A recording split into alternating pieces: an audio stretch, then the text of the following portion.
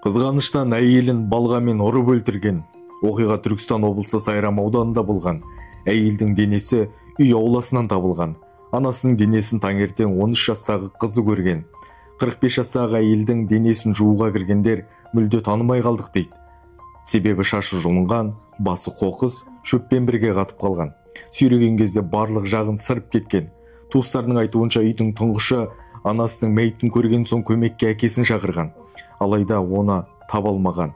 Хабарласса телефонның дауысы дәретханадан шыққан. Күйеуі сол жерде асылып қалған. Соңғы сөзін диктофонға жазып қалдырған. Онда өз әйеліме қол жұмсадым, себебі зина көбейіп кетті делінген. Әйелін такси жүргізушісімен жүріс жасаған меңзеген. Бірақ мұны әйелдің туыстары жоққа шығарады.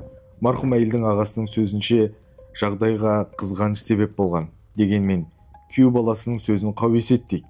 Қазір полиция қылмыстық іс қозғап, тергеу жүріп жатыр. Ерлі зайыптылардың отбасы құрғанына 15 жылға жуықтаған. Олардың артында бір қызы мен 3 ұлы қалды. Тұңғышы 13-те, кенжесі 3 жаста. Балалардың кенжесі ерекше бала. Отбасы осы баласының жәрдемақысымен күн көрген. Қазір олар балалар үйінде.